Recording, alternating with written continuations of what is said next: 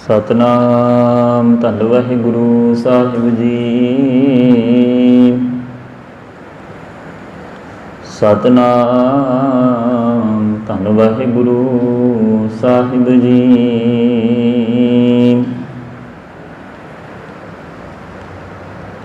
मैं मूर्ख की क्या बात है, कोट करादी तलियारे। गुरु नानक जिन सुनिया पेखिया, से फिर गर्भास ना परियारे।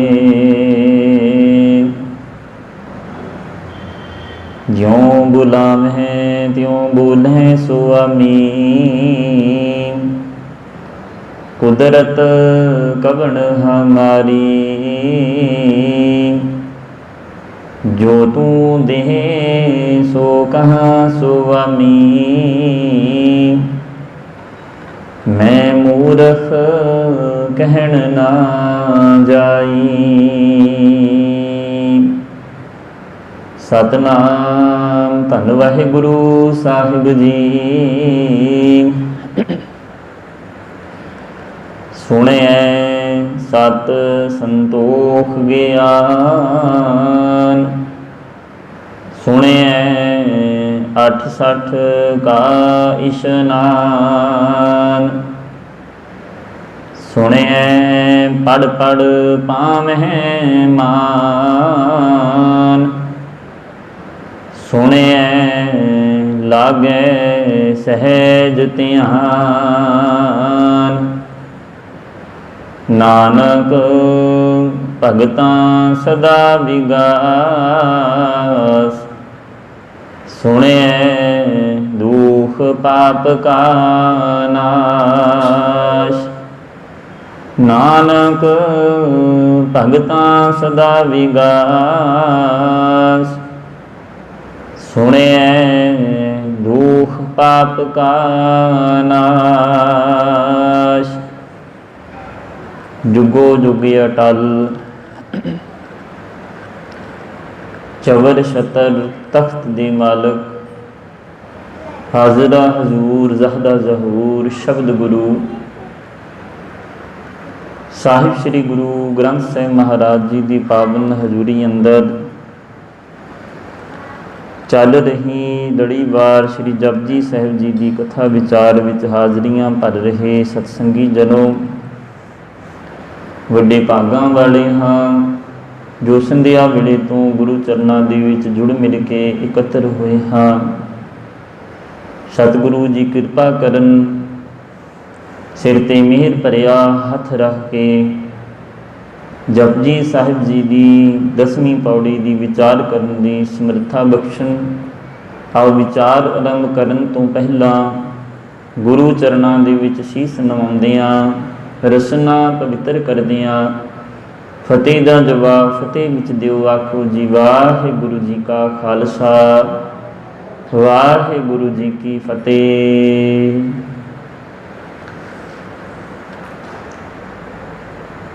साहिब श्री गुरु नानक देव पातशाह जी के पावन मुखार बिन तो उचारण की हुई बाणी श्री जपजी साहिब जी की हुण तक आपां 9 पौड़ियां की जिहड़ी विचार है वो कर चुके हाँ। ते गुरु नानक देव पातशाह जी अज 10वीं पौड़ी के अंदर सानू समझाउण दा यतन कर रहे ने। पावन बाणी की 10वीं पौड़ी की पहली पंक्ति है, सुने सत संतोख ज्ञान। गुरु नानक देव पातशाह जी आखदे कि सुनन दे नाल ही जिहड़ा सत है, सत दा अर्थ पावन बाणी दे अंदर 3 रूपां दे विच मिलदा है। एक ते सत नाम दा जिहड़ा सत है तत्ते नूं सिहारी लगी है, उत्थे है सदीवी होंद वाला। ते एक सत दे तत्ते नूं औंकड़ लगा है ते उत्थे है इहदा अर्थ बनदा है दान। ते एक सत मुक्ता है उहदा गिणती वाला सत बनदा है। ਹਜ਼ੂਰ ਨੇ ਇਸ ਦੇ ਬਾਰੇ ਸਮਝਾਉਣ ਦੇ ਵਾਸਤੇ ਸਾਨੂੰ ਕੁਝ ਪਾਵਨ ਬਾਣੀ ਦੇ ਅੰਦਰ ਉਦਾਹਰਨਾਂ ਦੇ ਕੇ ਸਮਝਾਉਣ ਦਾ ਯਤਨ ਕੀਤਾ ਹੈ। ਸਤ ਸੰਤੋਖ ਹੋਵੇ ਅਰਦਾਸ, ਤਾਂ ਸੁਣ ਸਦ ਬਹਾਲੇ ਪਾਸ। ਕਿ ਹਜ਼ੂਰ ਆਖਦੇ ਵੀ ਸਤ ਤੇ ਸੰਤੋਖ, ਜੇ ਜੀਵਨ ਦੇ ਵਿੱਚ ਸਤ ਹੈ, ਦਾਨ ਹੈ, ਸੰਤੋਖ ਹੈ, ਤੇਰੇ ਕੋਲ ਹੈਗਾ ਤੇ ਗੁਰੂ ਚਰਨਾਂ ਦੇ ਵਿੱਚ ਅਰਦਾਸ ਕਰ, ਤਾਂ ਸੁਣ ਸਦ ਬਹਾਲੇ ਪਾਸ। ਤੇ ਤਾਂ ਕਰਕੇ ਤੇਰੇ ਇਸ ਬੋਲਾਂ ਨੂੰ ਸੁਣ ਕੇ ਤੈਨੂੰ ਆਪਣੇ ਕੋਲ ਬਿਠਾਵੇਗਾ। ਭਾਵ ਕਿ ਤੈਨੂੰ ਆਪਣੇ ਜੀਵਨ ਦੇ ਵਿੱਚ ਜੇ ਪਰਮਾਤਮਾ ਦੀ ਵਡਿਆਈ ਚਾਹੀਦੀ ਹੈ ਤੇ ਤੇਰੇ ਅੰਦਰ ਸਭ ਤੋਂ ਪਹਿਲਾਂ ਸਤ ਹੋਣਾ ਚਾਹੀਦਾ ਹੈ ਤੇ ਸੰਤੋਖ ਹੋਣਾ ਚਾਹੀਦਾ ਹੈ। ਇਹਨਾਂ ਦੋਨਾਂ ਲਫ਼ਜ਼ਾਂ ਨੂੰ ਹਜ਼ੂਰ ਨੇ ਬੜੇ ਸੁਚੱਜੇ ਢੰਗ ਦੇ ਨਾਲ ਇਸ ਪਾਵਨ ਪੌੜੀ ਦੇ ਦੁਆਰਾ ਸਾਨੂੰ ਸਮਝਾਉਣ ਦਾ ਯਤਨ ਕੀਤਾ ਹੈ। ਹਜ਼ੂਰ ਆਖਦੇ ਕਿ ਜੇ ਜੀਵਨ ਦੇ ਵਿੱਚ ਸਤ ਤੇ ਸੰਤੋਖ ਹੈ, ਸਤ ਦਾ ਅਰਥ ਹੈ ਦਾਨ ਤੇ ਸੰਤੋਖ ਦਾ ਅਰਥ ਹੈ ਜੀਵਨ ਦੇ ਵਿੱਚ ਜਿਹੜੀ ਲੋੜਾਂ ਦੀ ਪੂਰਤੀ ਹੋ ਚੁੱਕੀ ਹੈ। ਭਾਵ ਕਿ ਜੋ ਕੁਝ ਹੈ ਉਹਦੇ ਵਿੱਚ ਰਹਿ ਕੇ ਮਨੁੱਖ ਗੁਜ਼ਾਰਾ ਕਰ ਰਿਹਾ ਹੈ ਤੇ 2 ਵਕਤ ਦਾ ਪ੍ਰਸ਼ਾਦਾ ਛਕਦੇ ਉਸ ਪਰਮਾਤਮਾ ਦਾ ਸ਼ੁਕਰਾਨਾ ਕਰਦਾ ਹੈ। ਹਜ਼ੂਰ ਆਖਦੀ ਤੇ ਸਤ ਦੀ ਭਾਵਨਾ ਵੀ ਉਹਦੇ ਅੰਦਰ ਪੈਦਾ ਹੁੰਦੀ ਹੈ, ਦਾਨ ਦੇਣ ਦੀ ਭਾਵਨਾ ਵੀ ਉਸ ਮਨੁੱਖ ਦੇ ਅੰਦਰ ਪੈਦਾ ਹੁੰਦੀ ਹੈ ਜਿਹੜਾ ਅੰਦਰੋਂ ਰੱਜ ਗਿਆ, ਜਿਹਨੂੰ ਸੰਤੋਖ ਆ ਗਏ, ਜਿਸ ਨੂੰ ਇਹ ਗੱਲ ਦਾ ਗਿਆਨ ਹੋ ਗਿਆ ਕਿ ਜੋ ਗੁਰੂ ਨੇ ਮੈਨੂੰ ਦਿੱਤਾ ਹੈ ਮੈਂ ਉਹਦੇ ਵਿੱਚ ਸੰਤੁਸ਼ਟ ਹਾਂ, ਮੇਰੀ ਲੋੜਾਂ ਦੀ ਪੂਰਤੀ ਬਹੁਤ ਹੈ, ਮੈਨੂੰ ਜੋ ਚਾਹੀਦਾ ਸੀ ਪਰਮਾਤਮਾ ਨੇ ਉਹ ਦੇ ਦਿੱਤਾ ਹੈ ਤੇ ਹੁਣ ਇਸ ਤੋਂ ਵੱਧ ਜੋ ਕੁਝ ਉਹ ਸੋਚਦਾ ਹੈ ਸੰਤੋਖ ਦੀ ਪੂਰਤੀ ਹੋ ਗਈ ਹੈ, ਸੰਤੋਖ ਜੀਵਨ ਦੇ ਵਿੱਚ ਆ ਗਿਆ ਹੈ ਤੇ ਫਿਰ ਦਾਨ ਦੇਣ ਦੀ ਚਾਹਨਾ ਪੈਦਾ ਹੋਵੇਗੀ। ਤਾਂ ਜਾ ਕੇ ਮਨੁੱਖ ਹੈ ਜਿਹੜਾ ਕੋਈ ਚੀਜ਼ ਦਾਨ ਕਰਦੇ। ਜੇ ਹਜ਼ੂਰ ਆਖਦੀ ਵੀ ਜੀਵਨ ਦੇ ਵਿੱਚ ਸੰਤੋਖ ਹੀ ਨਾ ਆਇਆ, ਤਮਾ ਹੀ ਲੱਗੀ ਰਹੀ, ਜੀਵਨ ਦੇ ਵਿੱਚ ਹਮੇਸ਼ਾ ਤ੍ਰਿਸ਼ਨਾ ਹੀ ਰਹੀ, ਲੋੜਾਂ ਦੀ ਪੂਰਤੀ ਸਾਰੀ ਜ਼ਿੰਦਗੀ ਕਰਦਿਆਂ ਗੁਜ਼ਰ ਗਈ, ਫਿਰ ਹਜ਼ੂਰ ਆਖਦੀ ਵੀ ਉਹਦੇ ਅੰਦਰ ਲੈਣ ਦੀ ਭਾਵਨਾ ਹੈ, ਦੇਣ ਦੀ ਭਾਵਨਾ ਹਜੇ ਪੈਦਾ ਹੀ ਨਹੀਂ ਹੋਈ। ਕਿਉਂ? ਕਿਉਂਕਿ ਸੰਤੋਖ ਜੀਵਨ ਦੇ ਵਿੱਚ ਅਜੇ ਨਹੀਂ ਆਇਆ। ਜਿੰਨਾ ਚਿਰ ਤੱਕ ਮਨੁੱਖ ਅੰਦਰੋਂ ਨਹੀਂ ਰੱਜਦਾ, ਅਸੀਂ ਪਿੱਛੇ ਵਿਚਾਰ ਕਰਕੇ ਆਏ ਸੀ ਕਿ ਕੋਈ ਬੰਦਾ ਆਖੇ ਵੀ ਮਨ ਨੂੰ ਰਜਾਉਣਾ ਤੇ ਇਹਨੂੰ ਖੂਬ ਖਿਲਾਓ, ਜਦੋਂ ਮਨ ਉਹਨਾਂ ਚੀਜ਼ਾਂ ਦੇ ਵੱਲੋਂ ਉਚਾਟ ਹੋ ਜਾਵੇਗਾ, ਖਾ ਖਾ ਕੇ ਉਹਨਾਂ ਚੀਜ਼ਾਂ ਦੇ ਵੱਲੋਂ ਮੂੰਹ ਮੁੜ ਜਾਵੇਗਾ ਤੇ ਕਹਿੰਦੇ ਇਹਦੇ ਮਨ ਨੂੰ ਸੰਤੋਖ ਆ ਜਾਵੇਗਾ।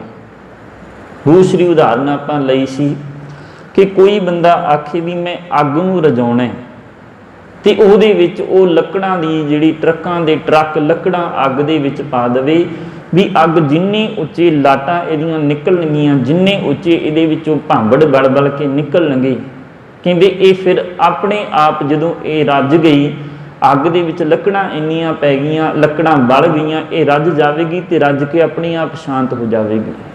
ਤੇ ਸਮਝਾਉਣ ਦਾ ਯਤਨ ਕਰਦੇ ਨੇ ਗੁਰੂ ਸਾਹਿਬ, ਕਹਿੰਦੇ ਵੀ ਅੱਗ ਦਾ ਸੁਭਾਅ ਹੈ ਬਾਲਣਾ, ਜਿੰਨਾ ਉਹਦੇ ਵਿੱਚ ਬਾਲਣ ਪਾਇਆ ਗਿਆ ਉਹ ਉਨੀਆਂ ਉੱਚੀਆਂ ਲਾਟਾਂ ਉਹਦੀਆਂ ਹੋਰ ਨਿਕਲਣਗੀਆਂ। ਇਸੇ ਤਰ੍ਹਾਂ ਮਨ ਦਾ ਜਿਹੜਾ ਸੁਭਾਅ ਹੈ, ਜਿੰਨਾ ਇਸ ਨੂੰ ਖਵਾਨੇ ਆ, ਜਿੰਨੀ ਇਹਦੀ ਤ੍ਰਿਸ਼ਨਾ ਵੱਧਦੀ ਜਾਂਦੀ ਹੈ, ਕਹਿੰਦੇ ਓਨੀ ਹੀ ਇਹਦੀ ਜਿਹੜੀ ਤਮਾ ਹੈ, ਭੁੱਖ ਹੈ ਜਿਹੜੀ ਉਹ ਵੱਧਦੀ ਜਾਵੇਗੀ। ਮਨ ਕਦੇ ਕਹਿੰਦੀ ਖਾਣ ਦੇ ਨਾਲ ਜਿਹੜਾ ਹੈ ਉਹ ਰੱਜਦਾ ਨਹੀਂ, ਅੱਗ ਬਾਲਣ ਪਾਉਣ ਦੇ ਨਾਲ ਰੱਜਦੀ ਨਹੀਂ, ਰੱਜਦੀ ਹੈ ਤੇ ਕਹਿੰਦੇ ਸੰਤੋਖ ਦੇ ਨਾਲ।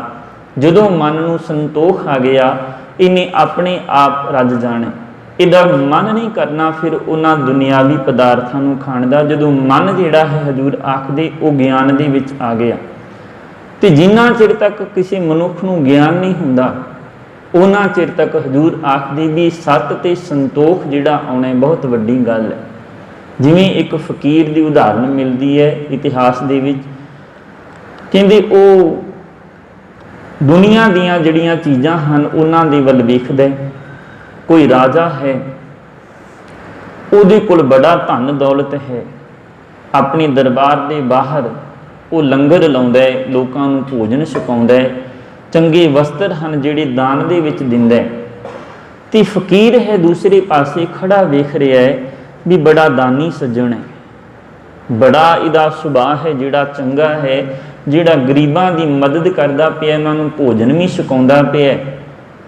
ਤੇ ਉਹਨਾਂ ਨੂੰ ਤਨ ਦੇ ਢਕਣ ਦੇ ਵਾਸਤੇ ਵਸਤਰਾਂ ਦੀ ਜਿਹੜੀ ਸੇਵਾ ਹੈ ਉਹ ਵੀ ਕਰ ਰਿਹਾ, ਪਰ ਮਨ ਦੇ ਵਿੱਚ ਸੋਚਦਾ ਹੈ ਵੀ ਕਾਸ਼ ਕਿਤੇ ਮੇਰੇ ਕੋਲ ਇਹ ਕੁਝ ਹੁੰਦਾ, ਮੈਂ ਵੀ ਕੋਈ ਦਾਨ ਕਰ ਸਕਦਾ, ਮੈਂ ਵੀ ਆਪਣਾ ਜੀਵਨ ਸੀ ਜਿਹੜਾ ਸਫਲਾ ਕਰ ਲੈਂਦਾ। ਕਹਿੰਦੇ ਮਨ ਦੇ ਵਿੱਚ ਖਿਆਲ ਆਇਆ, ਲੈਣ ਲੱਗੀ ਹੋਈ ਹੈ ਗਰੀਬਾਂ ਦੀ, ਜਿਹੜੇ ਵੰਡਣ ਵਾਲੇ ਹਨ ਉਹ ਵੰਡੀ ਜਾ ਰਹੇ ਨੇ ਤੇ ਲੈਣ ਵਾਲੇ ਜਿਹੜੇ ਹਨ ਉਹ ਲਈ ਜਾ ਰਹੇ ਨੇ। ਜਿਹੜਾ ਫਕੀਰ ਹੈ ਉਸ ਲੈਣ ਦੇ ਵਿੱਚ ਜਾ ਕੇ, ਉਸ ਕਤਾਰ ਦੇ ਵਿੱਚ ਜਾ ਕੇ ਖੜਾ ਹੋ ਜਾਂਦਾ ਹੈ। ਜਦੋਂ ਕਹਿੰਦੇ ਉਹਦੀ ਵਾਰੀ ਆਉਣ ਲੱਗਦੀ ਹੈ, ਉਹ ਲੈਣ ਦੇ ਵਿੱਚੋਂ ਹਟਦਾ ਤੇ ਫਿਰ ਜਾ ਕੇ ਪਿੱਛੇ ਖੜਾ ਹੋ ਜਾਂਦਾ ਹੈ। ਫਿਰ ਹੌਲੀ ਹੌਲੀ ਲੈਣ ਅੱਗੇ ਤੁਰਦੀ ਹੈ, ਕਤਾਰ ਅੱਗੇ ਤੁਰਦੀ ਹੈ। 4-5 ਵਾਰੀ ਇੱਦਾਂ ਹੁੰਦਾ ਹੈ। ਕਹਿੰਦੇ ਜਿਹੜਾ ਸਿਪਾਹੀ ਵੰਡ ਰਿਹਾ ਹੁੰਦਾ ਰਾਜੇ ਦਾ, ਉਹ ਜਦੋਂ 4-5ਵੀਂ ਵਾਰੀ ਇੱਦਾਂ ਹੁੰਦਾ, ਫਕੀਰ ਦਾ ਹੱਥ ਫੜ ਲੈਂਦਾ। ਕਹਿੰਦੇ ਜੇ ਤੂੰ ਕੁਝ ਲੈਣਾ ਹੀ ਨਹੀਂ, ਤੂੰ ਫਿਰ ਇੱਥੇ ਲੈਣ ਦੇ ਵਿੱਚ ਕਤਾਰ ਦੇ ਵਿੱਚ ਖੜਾ ਕਾਹਤੋਂ ਆ? ਕਹਿੰਦੇ ਤੈਨੂੰ ਨਹੀਂ ਪਤਾ ਕਿ ਰਾਜਾ ਵੰਡ ਰਿਹਾ ਤੇ ਤੇਰੇ ਕੋਲੋਂ ਉਸ ਵੰਡੀ ਹੋਈ ਦਾਤ ਨੂੰ ਪ੍ਰਾਪਤ ਕਰਨ ਦਾ ਮੌਕਾ ਮਿਲਦਾ ਤੇ ਉਸ ਨੂੰ ਤੂੰ ਖੁੰਝਾ ਦਿੰਦਾ। ਕਹਿੰਦੇ ਫਕੀਰ ਨੇ ਜਵਾਬ ਦਿੱਤਾ, ਕਹਿੰਦਾ ਮੈਂ ਵੀ ਵੰਡਣਾ ਚਾਹੁੰਦਾ, ਪਰ ਮੇਰੇ ਕੋਲ ਸਮਰੱਥਾ ਨਹੀਂ ਵੀ ਮੈਂ ਕੀ ਵੰਡਾਂ। ਕਹਿੰਦੇ ਫਿਰ ਮੇਰੇ ਹਿੱਸੇ ਦੇ ਵਿੱਚ ਇੱਕ ਮੇਰੀ ਵਾਰੀ ਆਉਂਦੀ ਹੈ। ਕਹਿੰਦੇ ਜਦੋਂ ਮੇਰੀ ਵਾਰੀ ਆਉਂਦੀ ਹੈ, ਮੈਂ ਉਸ ਵਾਰੀ ਨੂੰ ਅਗਲੇ ਨੂੰ ਦੇ ਦਿੰਦਾ ਵੀ ਮੇਰੀ ਜਿਹੜੀ ਵਾਰੀ ਹੈ ਮੈਂ ਉਸ ਨੂੰ ਦਾਨ ਕਰ ਦੇਵਾਂ, ਤੇ ਇਹ ਜਿਹੜੀ ਪਰ ਚੀਜ਼ ਮੈਨੂੰ ਪ੍ਰਾਪਤ ਹੋਣੀ ਹੈ ਇਹ ਕਿਸੇ ਹੋਰ ਨੂੰ ਪ੍ਰਾਪਤ ਹੋ ਜਾਵੇ, ਉਹਦੀ ਜਿਹੜੀ ਲੋੜ ਹੈ ਉਹ ਪੂਰੀ ਹੋ ਜਾਵੇ। ਕਿਉਂਕਿ ਮੈਂ ਤੇ ਫਕੀਰ ਹਾਂ, ਮੈਨੂੰ ਤੇ ਕੁਝ ਬਹੁਤਾ ਕੁਝ ਚਾਹੀਦਾ ਨਹੀਂ, ਮੈਨੂੰ ਤੇ ਤਨ ਤੇ ਪਾਉਣ ਵਾਸਤੇ ਕੱਪੜੇ ਚਾਹੀਦੇ ਹੁੰਦੇ ਨੇ, ਉਹ ਮੇਰੇ ਕੋਲ ਹੈਗੇ ਨੇ। ਇਸ ਕਰਕੇ ਮੈਨੂੰ ਵਾਰੀ ਮਿਲਦੀ ਹੈ ਤੇ ਮੈਂ ਜਿਹੜੀ ਆਪਣੀ ਵਾਰੀ ਹੈ ਉਹ ਵੀ ਦਾਨ ਕਰ ਦੇਣਾ। ਭਾਵ ਸੱਤ ਤੇ ਸੰਤੋਖ ਦੀ ਗੱਲ ਕਰਦੇ ਹਾਂ। ਇਹ ਭਾਵਨਾ ਕਿਉਂ ਪੈਦਾ ਹੋਈ? ਕਿਉਂਕਿ ਫਕੀਰ ਦੇ ਮਨ ਦੇ ਵਿੱਚ ਸੰਤੋਖ ਹੈ, ਚਾਹੁੰਦਾ ਤੇ ਉਹ ਵੀ ਰਾਜੇ ਦੇ ਕੋਲੋਂ ਨਵੇਂ ਵਸਤਰ ਮਿਲ ਰਹੇ ਨੇ, ਮੈਂ ਵੀ ਉਹਨਾਂ ਨੂੰ ਪ੍ਰਾਪਤ ਕਰ ਲਵਾਂ, ਪਰ ਕਹਿੰਦੀ ਸੰਤੋਖ ਹੈ ਜੀਵਨ ਦੇ ਵਿੱਚ। ਇਸ ਕਰਕੇ ਸੱਤ ਵਾਲੀ ਜਿਹੜੀ ਭਾਵਨਾ ਹੈ, ਦਾਨ ਦੇਣ ਵਾਲੀ ਜਿਹੜੀ ਭਾਵਨਾ ਹੈ ਉਹ ਪੈਦਾ ਹੋਈ ਹੈ। ਇਸ ਕਰਕੇ ਫਕੀਰ ਆਪਣੀ ਜਿਹੜੀ ਵਾਰੀ ਹੈ ਉਸ ਨੂੰ ਹੀ ਦਾਨ ਕਰੀ ਜਾ ਰਿਹਾ ਹੈ। ਇਸੇ ਤਰ੍ਹਾਂ ਹਜ਼ੂਰ ਆਖਦੇ ਸਮਝਣ ਦੀ ਲੋੜ ਹੈ ਵੀ ਜੀਵਨ ਦੇ ਵਿੱਚ ਜੇ ਥੋੜਾ ਵੀ ਹੈ ਉਹਦੇ ਵਿੱਚੋਂ ਵੀ ਸਾਨੂੰ ਕੁਝ ਨਾ ਕੁਝ ਜਿਹੜਾ ਦਾਨ ਹੈ ਉਹ ਕਰਨਾ ਚਾਹੀਦਾ ਹੈ। ਹਜ਼ੂਰ ਆਖਦੇ ਕਿਉਂਕਿ ਜਿਹੜਾ ਦਸਾਂ ਨੋਹਾਂ ਦੀ ਕਿਰਤ ਕਰਦਾ ਹੈ, ਹਜ਼ੂਰ ਨੇ ਪਾਵਨ ਬਾਣੀ ਦੇ ਵਿੱਚ ਵੀ ਸਾਨੂੰ ਸਮਝਾਉਣ ਦਾ ਯਤਨ ਕੀਤਾ ਹੈ ਤੇ ਉਂਝ ਵੀ ਗੁਰੂ ਸਾਹਿਬ ਜੀ ਦੇ ਵੱਲੋਂ ਸਾਨੂੰ ਉਪਦੇਸ਼ ਵੀ ਜਿਹੜਾ ਕਿਰਤੀ ਹੈ ਗੁਰੂ ਦਾ ਸਿੱਖ, ਉਹਨੂੰ ਆਪਣਾ ਦਸਵੰਧ ਕੱਢਣਾ ਚਾਹੀਦਾ ਤੇ ਉਹ ਜਿਹੜਾ ਦਸਵੰਧ ਹੈ ਉਹ ਲੋੜਵੰਦਾਂ ਦੇ ਉੱਤੇ ਖਰਚ ਕੀਤਾ ਜਾਵੇ। ਸਿੱਖ ਕੌਮ ਦੀ ਚੜ੍ਹਦੀ ਕਲਾ ਦੇ ਵਾਸਤੇ ਜਿਹੜੇ ਉਪਰਾਲੇ ਕੀਤੇ ਜਾਂਦੇ ਹਨ ਉਹਨਾਂ ਦੇ ਉੱਤੇ ਉਹ ਜਿਹੜਾ ਦਸਵੰਧ ਹੈ ਕੱਢਿਆ ਹੋਇਆ ਉਹ ਖਰਚ ਕੀਤਾ ਜਾਵੇ।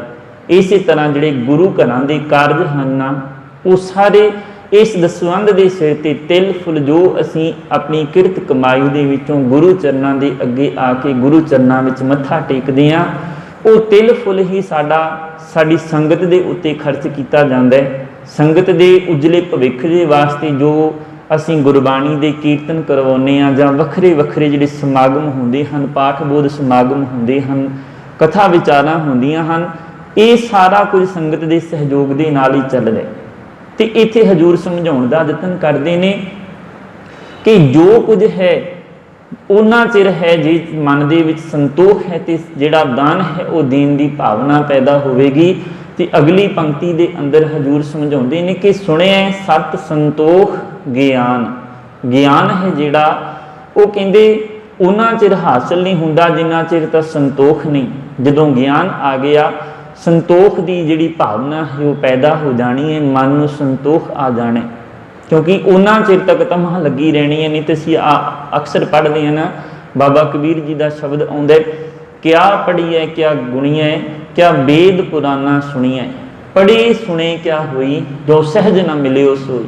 ਕੋਈ ਬੰਦਾ ਆਖੇ ਕੋਈ ਗੁਰੂ ਦਾ ਪਿਆਰਾ ਹੈ, ਕਿਸੇ ਨੂੰ ਸਮਝਾਉਣ ਦਾ ਯਤਨ ਕਰਦਾ ਵੀ ਗੁਰਬਾਣੀ ਦੀ ਵਿਚਾਰ ਪੜ੍ਹਿਆ ਕਰੋ, ਬਾਣੀ ਨੂੰ ਸੁਣਿਆ ਕਰੋ, ਬਾਣੀ ਦੀ ਵਿਚਾਰ ਦੇ ਨਾਲ ਜੁੜਿਆ ਕਰੋ, ਤੇ ਸਾਹਮਣੇ ਵਾਲਾ ਜਿਹੜਾ ਬੰਦਾ ਹੈ ਮਨਮੁਖ ਬੰਦਾ ਉਹਦੇ ਕੋਲ ਬੈਠਾ ਹੈ, ਉਹ 20 ਜਣਿਆਂ ਦੇ ਨਾਮ ਗਿਣਾ ਦਿੰਦਾ ਹੈ, ਆਖਦਾ ਵੀ ਮੈਨੂੰ 20 ਸਾਲ ਹੋ ਗਏ ਬਾਣੀ ਪੜ੍ਹਦਿਆਂ, ਮੇਰਾ ਤੇ ਕੁਝ ਸਵਰਿਆ ਨਹੀਂ। 20 ਜਣਿਆਂ ਦੇ ਨਾਂ ਗਿਣਾ ਦਿੰਦਾ ਵੀ ਫਲਾਣੇ ਬੰਦੇ ਨੂੰ ਕੁਝ ਨਹੀਂ ਮਿਲਿਆ, ਫਲਾਣੇ ਬੰਦੇ ਨੂੰ ਕੁਝ ਨਹੀਂ ਮਿਲਿਆ।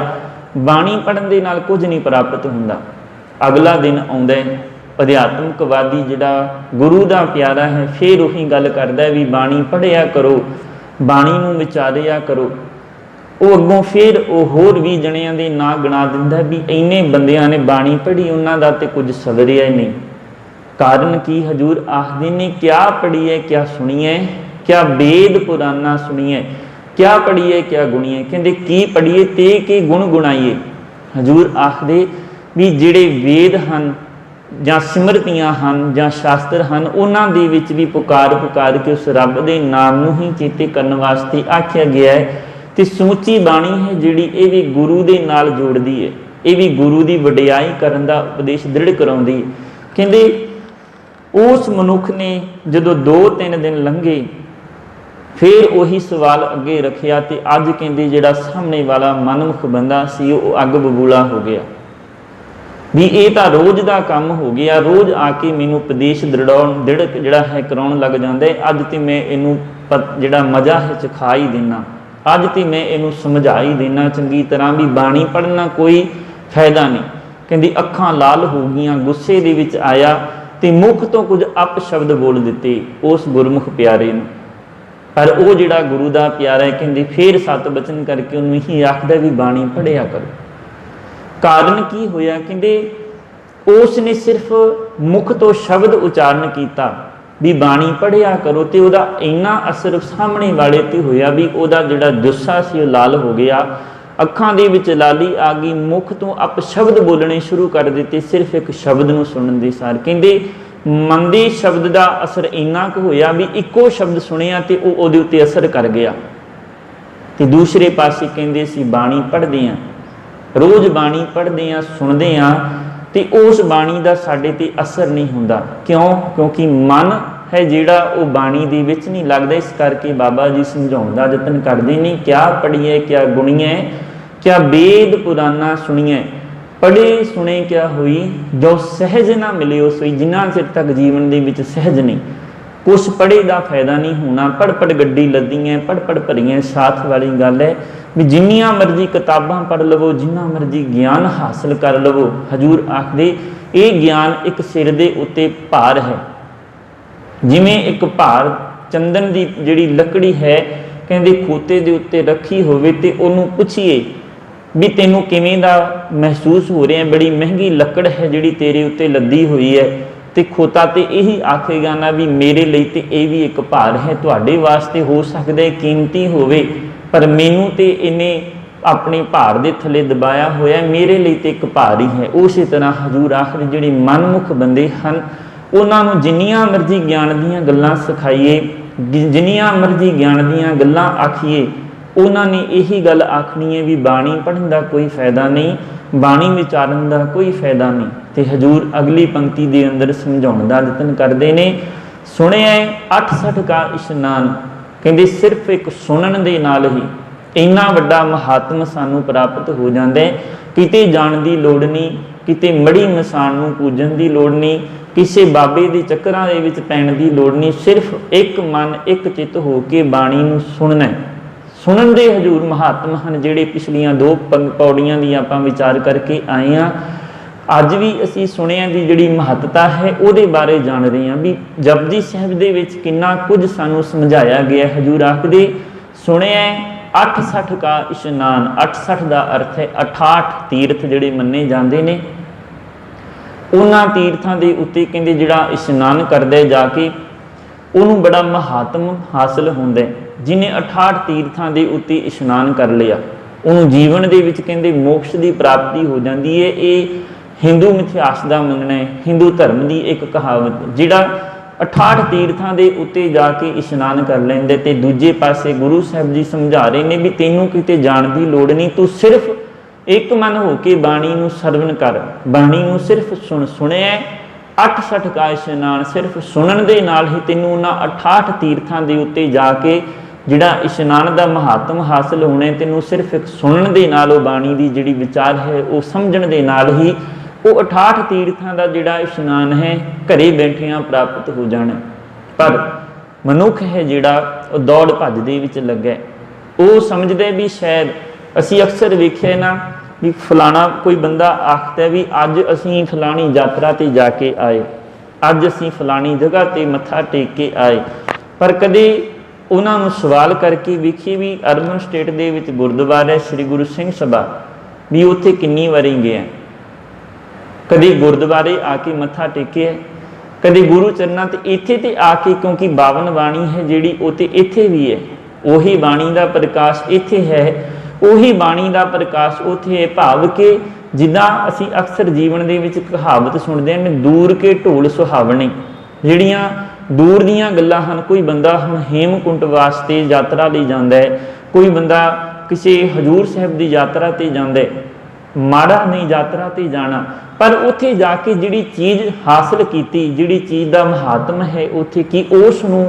आ उत्थे समझिया जां ओहदी आके जिहड़ी विचार है किसी दे नाल साझी कीती भी मैं फलानी जहाँ ते यात्रा करके आया, उत्थे मैं आ चीज़ सीख के आया, गुरु ने उत्थे आ उपदेश दृढ़ कराया, उत्थे आ हुक्मनामा आया सी जां आ विचार उत्थे बाणी दी हो रही सी, बड़ा आनंद आया।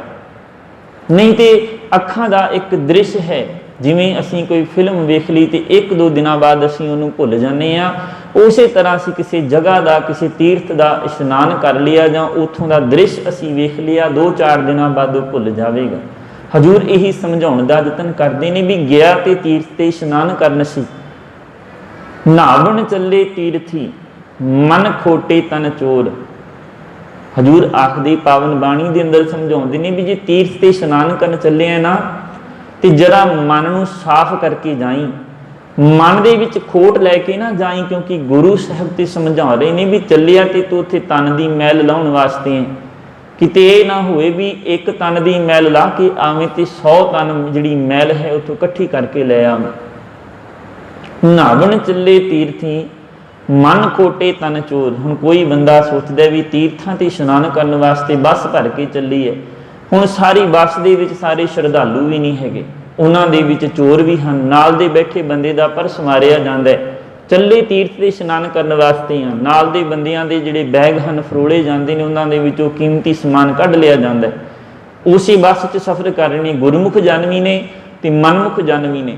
महात्म किहड़ा हजूर ही समझा रहे ने भी नहावन चले तीर्थी मन खोटे तन चोर, मन दे विच खोट है, तन दे विच चोर बैठा है, तो फिर हासिल की होना है। कहते जिमें दी भावना लैके गए हैं, एक भाव लथी नातियां दोए पा चढ़ीए सहोर, कहते एक भा जिहड़ी लाही ते दुगनी उथों इकट्ठी करके लै आ, जिहड़ी मैल सी वो ते तेरे अंदरों गई नहीं। इशनान करने ते हजूर आखदे मन दा इशनान कर, क्योंकि तन दा इशनान ते असीं अक्सर वेखदे हैं गर्मियां दे विच कई वारी बंदा 2 वारी इशनान करदा है, 3 वारी इशनान करदा है, ते 5-7 मिनटां बाद शरीर फिर उवें दा हो जांदा है, क्योंकि ये मनुखा जीवन इवें दा है। शरीर दे विच इन्ने करोम ने, जिहड़ी अंदर दी गंदगी है बाहर निकलदी है, ते 5 मिनटां बाद शरीर उवें दा हो जांदा है। इस करके हजूर आखदे भी बाहर धोती तुंबड़ी अंदर विश निकोर, बाहरों ते शरीर नूं धो लिया, इस तुंबड़ी नूं धो लिया, अंदर ते तेरे तुम्मे वांगू जहर भरी हुई है, बाहरों ते बड़ा सोहना लगदा पिया। उस तरह हजूर आखदे भी मन नूं ते साफ कर, शरीर नूं ते साफ कर लिया, मन नूं कदों साफ करना है? जिन्ना चिर तक मन साफ नहीं हुंदा उन्ना चिर तक तेरे जीवन दे विच इशनान कीते व्यर्थ हैं। इस करके हजूर आखदे ने सुनिया 68 का इशनान भी सुनन दे नाल 68 तीर्थां दा जिहड़ा इशनान है वो प्राप्त हो जांदा है, जे तू एक गुरु दी गल नूं सुन लिया। सुने पढ़ पढ़ पावह मान, हजूर आखदे सुनन दे नाल जिहड़े पढ़ पढ़ के जिहड़े बाणी नूं पढ़दे हन, उहनूं विचारदे हन, वो मान हासिल प्राप्त कर लेंदे ने, वो रुतबा प्राप्त कर लेंदे ने। पर जे मन दे विच भाव है, उस गुरु दे नाल प्यार है, उस गुरु दे नाल प्यार है, तो हजूर आखदे पढ़न दे नाल जिहड़ा मान है, आदर है, उस दरबार दे विच हासिल हो जांदा है। जिन्हां ने सुन लिया, सुनन दी महत्ता वखरी है, पढ़न दी महत्ता वखरी, भी किस भावना दे नाल तू बाणी दा पाठ कर रहे हैं, किस भावना दे नाल तू बाणी नूं विचारदे हैं। हजूर आखदे सुने लागे सहज ध्यान, सुनन दे नाल जिहड़ी सहज अवस्था है ਉਹਦੇ ਵਿੱਚ ਧਿਆਨ जुड़ जाता है। सिर्फ सुनन दे नाल जिन्ना चिर तक असीं गुरु दी विचार नूं सुनदे नहीं, मन टिकाऊ दे विच नहीं आउंदा, क्योंकि मन दा जिहड़ा सुभाਅ है चंचल है, कबहू जीड़ा उब चढ़त है, कबहू जाए प्याले, लोभी जीड़ा थिर ना रहे, चारे कुंडा भाले। ये जिहड़ा मन है ये उडारियां मारदा है, कदे आकाश दे विच इहदी जिहड़ी सोच है मनुख दी चली जाती है, कदे पताल दे विच डूंघियां सोचां सोचणियां शुरू कर दिंदा है। हजूर आखदे ये जिहड़ा मन है चारे दिशावां दे विच दौड़दा है। लोभी जीड़ा थिर ना रहे, लोभ दे विच गरसिया होया ये मन है जिहड़ा हर वेले तमां दे विच रहिंदा है ते एक जगह दे उत्ते एक टिकदा नहीं। ते हजूर आखदे जी इहनूं टिकाउणा है ना तां गुरु दी गल नूं सुणिया लागे सहज ध्यान सुनण दे नाल सहज अवस्था दे विच तेरी जिहड़ी सुरत है वो जुड़ जावेगी। जिन्ना चिर तक मन की जिहड़ी सुरत है वो सहज दे विच नहीं आउंदी, उन्ना चिर तक जीवन है जिहड़ा उजलेपन वाला नहीं होना। साडा जिन्ना क दायरा है, जिवें कह लो खूह दा डड्डू है, उन्होंने खूह के बारे सारा पता है क्योंकि वो उहदे विच अपना जीवन बसर कर रहा है। उन्होंने कोई पूछे भी तू कदे बाहरली दुनिया वेखी है, बाहरला जीवन कदे वेखे है, वो आखेगा भी किन्ना क वधिया होना। वो डूंगी जी टुब्बी मार के आखदा भी इन्ना क वधिया होना जां इन्ना क वड्डा बाहरला संसार होना। कहंदे नहीं वो बहुत वड्डा है, डड्डू है जिहड़ा वो डूंगी टुब्बी मारदा। फिर पुछदा भी इन्ना क वड्डा होना, कहंदे नहीं इन्ना वड्डा भी नहीं, ते बहुत विशाल है। फिर जिहड़ा डड्डू है खूह दा सारा चक्कर कढ दिंदा ते फिर आखदा भी इस तो वड्डा ते हो ही नहीं सकदा। क्यों? क्योंकि उन्हें खूह वेखिआ, खूह दे विच जिन्ना पानी है उन्ना क वो दुनिया समझी बैठा है। इसी तरह साडी हालत है, असीं जिन्ना क गुरु दे चरनां विच आउंदे हां, जिन्नी क असीं अपना जिहड़ा दायरा बना के रखिआ उन्ना की समझदे हां भी शायद गुरु इन्ने क जोगा है जां गुरु सिर्फ इस गुरुद्वारा साहिब जी दे अंदर सानूं वेखदा है। इत्थे आके असीं जिहड़े हां अपने पाप हां वो जिहड़े उन्हां ते उत्ते पड़दे पा सकदे हां ते बाहर इत्थों निकलदे सार सानूं जो मर्जी असीं करी जाइए वो कदे उजागर नहीं होवेगा। हजूर आखदे वो परमात्मा ते हर जगह दे उत्ते वसदा है। गल है समझण दी, जिन्ना चिर तक तैनूं उहदी विशालता दा अंदाज़ा नहीं होवेगा, विशालता दा ज्ञान नहीं होवेगा, उन्ना चिर तक तेरा जिहड़ा मन है संधेरे दे विच ही फसिया रहना है। तैनूं एक खूह दा डड्डू वाली जिहड़ा जीवन है वो ही तैनूं सच लगना है भी जिन्ना क मैं समझिए उन्ना क ही सच है, बाकी सब कुछ झूठ है। ते हजूर आखदे ने सुनिया लागे सहज ध्यान सुनण दे नाल ये जिहड़ा ज्ञान है सहज अवस्था वाला इहदे विच ध्यान जुड़दा है, इहदे बारे पता लगदा है। ते हजूर आखदे नानक भगतां सदा विगास, जिहड़े गुरु दे जन हन उन्हां दे मन दे उत्ते हमेशा खिड़ाऊ रहिंदा है, उन्हां नूं कदे किसी चीज़ दा गम नहीं, किसी चीज़ दा भय नहीं रहिंदा। सुने दुख पाप का नाश, ते सुनण दे नाल ही हजूर आखदे दुखां ते पापां दा जिहड़ा नाश है वो हो जांदा है। हजूर इस पावन पौड़ी दे द्वारा सानूं यही समझाउण दा यतन करदे ने कि जिन्हें उस परमात्मा दी एक सिੱਖਿਆ सुन लई, ਉਹਨੂੰ एक मन करके जीवन ਦੇ ਵਿੱਚ ਧਾਰ ਲਿਆ, ਉਹਦਾ मन संतोख ਦੇ ਵਿੱਚ आ जाएगा। सत देण दी दान देण दी ਜਿਹੜੀ भावना है वो जीवन ਦੇ ਵਿੱਚ आ जाएगी। सुनण ਦੇ ਨਾਲ 68 तीर्थां ਦਾ ਜਿਹੜਾ इशनान है ਉਹਦਾ महात्म हासिल हो जाएगा। सुनण ਦੇ ਨਾਲ पढ़ के जिहड़ा मान आदर हासिल होंदा है वो प्राप्त हो जाएगा। सो सतगुरु जी कृपा करन कि सुनण दे नाल ही सहज अवस्था दे विच ध्यान जुड़दा है। सो अखीरलियां दो पंक्तियां पढ़ के अज की विचार की समाप्ति दे वल आइए। नानक भगतां सदा विगास, सुने दुख पाप का नाश।